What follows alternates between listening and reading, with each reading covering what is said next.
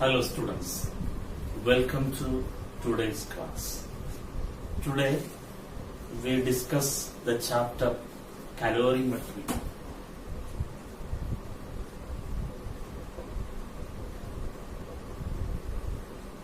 So what is calorimetry? Calorimetry is a branch of physics which deals with the measurement of heat. So calorimetry deals with the measurement of heat.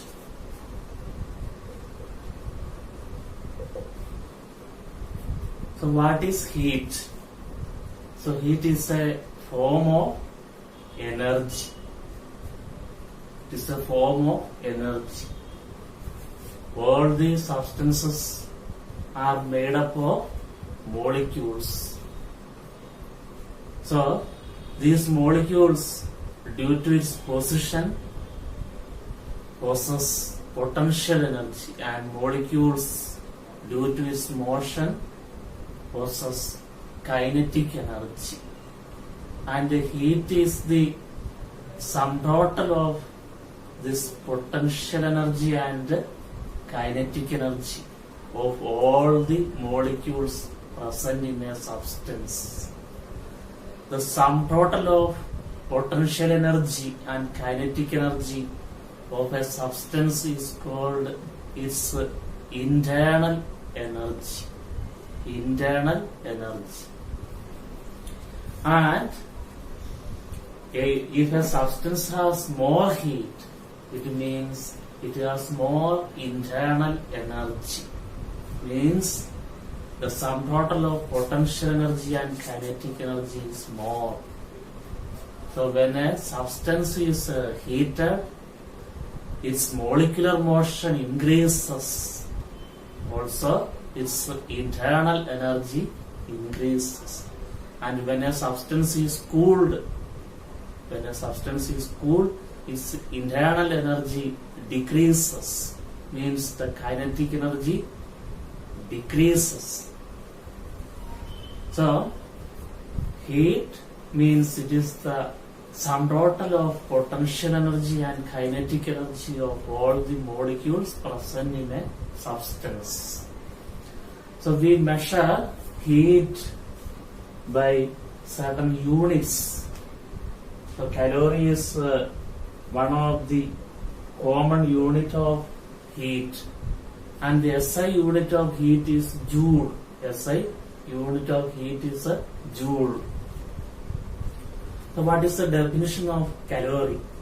So calorie is defined as the amount of heat required to raise the temperature of 1 gram of water by 1 degree Celsius. So if you simply keep 1 gram of water, its temperature won't be raised. So we have to provide heat to water. So 1 calorie is defined as the amount of heat required to raise the temperature of 1 gram of water by 1 degree Celsius. So in order to increase the temperature of 1 gram of water by 1 degree Celsius, how much amount of heat is provided to water? That is equal to 1 calorie. So 1 calorie, which is also equal to 4.2 joule. 1 calorie, that is equal to 4.2 joule. So in order to increase the temperature of 1 gram of water by 1 degree Celsius, we have to provide 1 calorie of heat, or we have to provide 4.2 joule of heat. Then only the temperature can be increased. So heat must be provided to increase the temperature of any substance. In order to increase the temperature of any substance, heat is to be provided. So the common unit of heat is calorie and SI unit of heat is joule. So in order to increase the temperature of 1 gram of water by 1 degree Celsius, how much amount of heat is provided? That is equal to 1 calorie. Or if you have to increase the temperature of 1 gram of water by 1 degree Celsius, we have to provide 4.2 joule of heat. So this is the definition of calorie. And a larger unit, common unit of heat is kilocalorie. Kilocalorie. So 1 kilocalorie is the amount of heat required to raise the temperature of 1 kilogram of water by 1 degree Celsius. In order to increase the temperature of 1 kilogram of water by 1 degree Celsius, the amount of heat which is provided, how much amount of heat is provided, that is equal to 1 kilocalorie. 1 kilocalorie. So 1 kilocalorie, which is also equal to 4200 joule.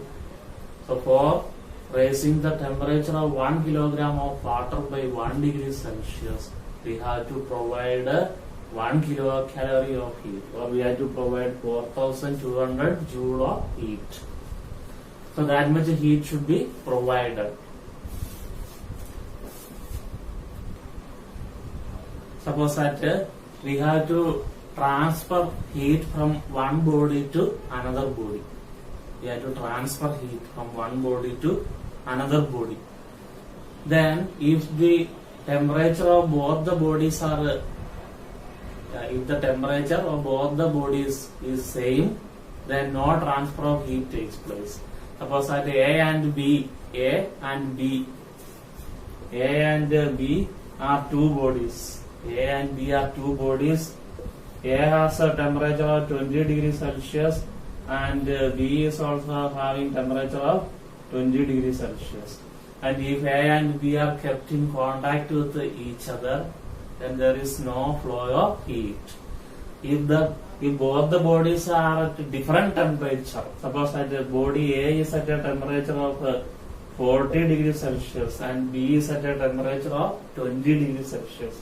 The body A is at a temperature of 40 degrees Celsius. A is at a temperature of 40 degrees Celsius and B is at a temperature of 20 degrees Celsius. Both are at different temperatures. And if they are kept in contact with each other, then there can be flow of heat. So temperature is a parameter which determines the direction of flow of heat. Temperature, which is a parameter which determines the direction of flow of heat. So heat flows from a body which is at a higher temperature to the body which is at a lower temperature. So in this case, the heat will flow from A to B because A is at a higher temperature and B is at a lower temperature. So heat flows from A to B. And how long this flow of heat will continue? It will continue till the temperature of both the bodies become equal. So heat always flows from a body which is at a higher temperature to the body which is at a lower temperature, and this flow of heat continues till the temperature of both the bodies become equal. When we touch a very hot plate, we feel the object as very hot because when we touch a hot plate is at a high temperature and our body is at a low temperature. So in this case, heat will come from that hot plate to our hand. So we feel the object as hot. When we receive heat from another object, then we feel the object as hot. And suppose that when you touch an ice cube, ice cube is at a lower temperature and our body is at a higher temperature. And when you touch an ice cube, the heat will flow from our body to ice cube. Here our body loses heat, so we feel the object as a cold. When we lose heat, we feel cold. When we receive heat, we feel hot. And the unit of temperature, the SI unit of temperature is Kelvin, and another common unit of temperature is degree Celsius and degree Fahrenheit. So these all relations also you have studied in previous classes. and 1 degree Celsius, that is same as 1 Kelvin. If the temperature of a body rises by 10 degrees Celsius, means the increase in Kelvin scale also will be 10 Kelvin. So the SI unit of temperature is Kelvin, and SI unit of SI unit of heat is Joule. And for converting Celsius into Kelvin, we use the formula 273 plus T degrees Celsius. Suppose that we have to convert 20 degrees Celsius to Kelvin. Then how do we do? 20 degrees Celsius, that is equal to 273 plus 20. 273 plus 20, which is equal to 293 Kelvin. When temperature is in Celsius, and if you have to convert into Kelvin, you have to do plus 273. So 20 degrees Celsius equal to 273 plus 20, which is equal to 293 Kelvin. And suppose that you have to convert Kelvin into Celsius, then you have to subtract 273. For example, you have to convert 303 Kelvin into Celsius. So 303 Kelvin, that is equal to 303 minus 273, which is equal to 30 degrees Celsius. So this way we convert Celsius into Kelvin and Kelvin into Celsius. And if there is 10 degrees Celsius rise in Celsius scale, that 10 degrees Celsius rise in Kelvin scale, that will be also equal to 10 Kelvin. So heat flows from a body which is at higher temperature to the body which is at a lower temperature. Now we come to the next topic. What are the factors? Factors which determines the amount of heat absorbed or liberated by a substance depend. On what factors the amount of heat gained or heat lost by a body depends.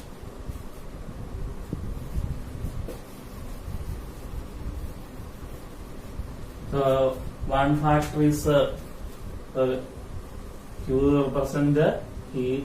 One factor is mass. The amount of heat contained by a body depends on the mass. Suppose that we take two bodies of two identical bodies. One body is of having mass 1 kilogram and another body is having mass of 2 kilogram, and they are of same temperature and they are made up of same substance. Then body with mass 2 kilogram, that it contains more heat. The quantity of heat contained by a body is directly proportional to mass. Greater the mass, greater is the quantity of heat. Suppose that one body has a mass of 1 kilogram and another body has a mass of 2 kilogram. One body has a mass of 1 kilogram, another body has mass of 2 kilogram, and if you have to increase the temperature by same amount, then you have to provide more heat to the body with more mass. If you have to raise its temperature by same amount, then to the body with more mass we have to provide more heat. Or we can conclude that the amount of heat absorbed or liberated by a body is directly proportional to mass. Then another factor is temperature. Suppose that two bodies are made up of same substance. Two bodies, suppose that A and B. Two bodies A and B. A and B are made up of same material. Then both have equal mass. A has 1 kg mass. B also is of 1 kilogram mass. Both the bodies are made up of same material and both have equal mass. And suppose that A is at 50 degrees Celsius and B is at 10 degrees Celsius. Then which body contains more heat? The body A contains more heat. More the temperature, more is the amount of heat contained by a body. Or this also we can conclude that more is the change in temperature, more is the amount of heat absorbed or liberated. Another factor is nature of the material. Another factor is nature of the material. So that is also called specific heat capacity. The nature of the material. Suppose that water. So water and copper. We take water and copper. Suppose that if you take 1 gram of water and 1 gram of copper, 1 gram of water and 1 gram of copper. So if you have to increase the temperature of water by 1 degree Celsius, then you have to provide 4.2 joule of heat. And in the same mass of copper, and if you have to increase the temperature by same amount for copper, then you need to provide only 0.4 joule of heat. From this, what do you conclude? So the amount of heat contained by a body depends upon the nature of the material. So the quantity of heat absorbed or liberated by a body depends on these three factors. Details are not needed, you need to learn only these points. The quantity of heat absorbed or liberated by a body is directly proportional to mass and then directly proportional to change in temperature. This sign delta, this small triangle, that denotes change. So delta, change in temperature, and it also depends on the nature of the material, which is called specific heat capacity. So on combining these all, we get the formula MC delta T. So Q stands for quantity of heat, M stands for mass of the body, C stands for specific heat capacity of the body, and delta T stands for change in temperature. Now, thermal capacity. Another name of thermal capacity is heat capacity. Heat capacity. Thermal capacity or heat capacity. It is the quantity of heat required to raise the temperature of a substance by 1 degree Celsius. So heat capacity is the quantity of heat. Heat capacity is the quantity of heat required to raise the temperature of a substance by 1 degree Celsius or 1 Kelvin. Okay, that is called the heat capacity. The amount of heat required to raise the temperature of a substance by 1 degree Celsius or 1 Kelvin. Then unit of heat capacity. Unit of heat capacity is equal to unit of heat upon unit of temperature. So first we write the SI unit of heat capacity. SI unit of heat capacity is equal to SI unit of heat upon SI unit of temperature. So SI unit of heat is joule. SI unit of temperature is Kelvin. Joule per Kelvin. That is SI unit of heat capacity. Or joule per Kelvin. 1 Kelvin is same as 1 Celsius. So we can also write joule per degree Celsius. This is the SI unit. Joule per Kelvin is the SI unit of heat capacity. Now the next one is specific heat capacity. Specific heat capacity. Definition of specific heat capacity. Suppose that specific capacity is represented by C and heat capacity by C dash. So specific capacity is the quantity of heat required to raise the temperature or unit mass of substance by 1 degree Celsius or by 1 Kelvin. So specific capacity is the quantity of heat Q, quantity of heat required to raise the temperature or unit mass of a substance by 1 degree Celsius or by 1 Kelvin. So this is the formula of specific capacity. Q upon M into delta T. Q stands for quantity of heat, M stands for mass, and delta T stands for change in temperature. Now we see what is the relationship between heat capacity and specific capacity. So you know Q by delta T, that is equal to heat capacity. Then in this formula, in the place of Q by delta T, we can write a C dash. So we get a C. C means for specific capacity. Specific capacity is equal to C dash upon mass.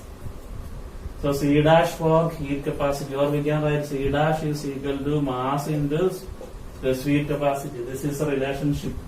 Heat capacity is equal to mass into specific capacity. C dash stands for heat capacity. Heat capacity is equal to mass into mass into specific capacity. This is the relationship between heat capacity and specific capacity. Now we see the unit of specific capacity. So unit of specific capacity is equal to unit of heat upon unit of mass into unit of temperature. So unit of heat is joule and unit of mass is kilogram. First we write the SI unit. So unit of heat upon unit of mass into unit of temperature. Unit of temperature Kelvin. Joule per kilogram Kelvin or joule per kilogram degree Celsius. That is the unit of specific heat capacity. And we can also write joule per gram degree Kelvin or joule per gram degree Celsius. That is the unit of specific heat capacity. And in the case of heat capacity, the unit of heat capacity, that unit of heat upon unit of temperature, joule per Kelvin or joule per degree Celsius. So the specific capacity of water is 4.2 joule per gram degree Celsius or 4200 joule per kilogram degree Celsius. The specific capacity of water is 4.2 joule per gram degree Celsius. It means that for increasing the temperature of 1 gram of water by 1 degree Celsius, 4.2 joule of heat is required. Or for increasing the temperature of 1 kilogram of water by 1 degree Celsius, 4200 joule of heat is required. So in the case of copper, it is 0.4 joule per gram degree Celsius. In the case of in order to increase the temperature of 1 gram of copper by 1 degree Celsius, only 0.4 joule of heat is required. The substance which has a high specific heat capacity, the substance which has a high specific heat capacity, it requires more amount of heat. It requires more amount of heat. Water is the liquid with the highest specific heat capacity. Water is the liquid with the highest specific heat capacity. So this is the specific heat capacity of water.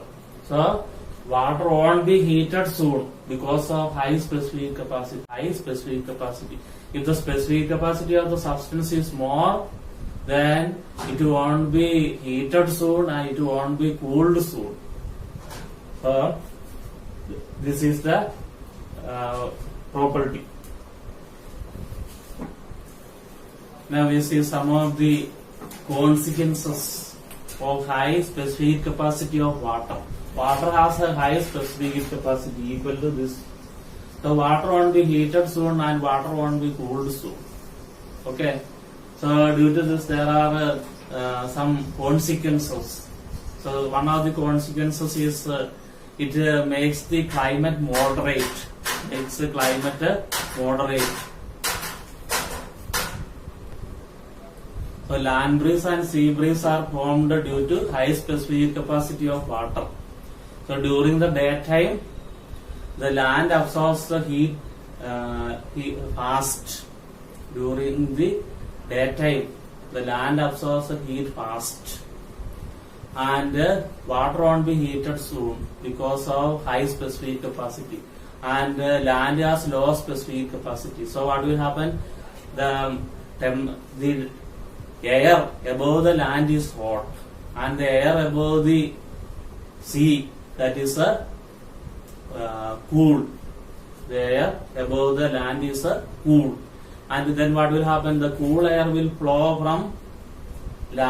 from sea towards the land. That this way sea breeze is formed, and in night time, the land loses the heat fast, and the water won't lose the heat fast. So land will be cooled soon, and the air above the land is cool, and the air above the sea is cold.